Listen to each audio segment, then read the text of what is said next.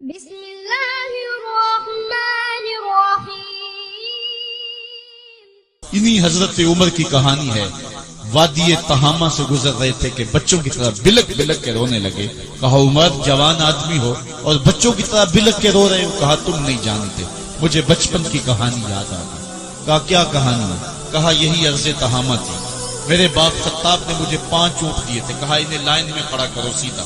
میں آگے والا سیدھا کرتا تھا، پیچھے والا ٹیڑھا ہو جاتا، پیچھے والا سیدھا کرتا، آگے والا ٹیڑھا ہو جاتا۔ میرے باپ خطاب نے مجھے بڑا مارا۔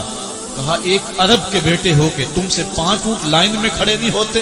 کہا ایک زمانہ عمر پہ وہ تھا کہ اس سے 5 اونٹ لائن میں کھڑے نہیں ہوتے تھے، اور آج شرق سے لے کر غرب تک 23 لاکھ مربع میل کی حکمرانی اور انسان بھی لائن میں کھڑے ہیں۔ یہ محمد عربی کے جوڑوں کا صدقہ نہیں ہے تو اور کیا ہے؟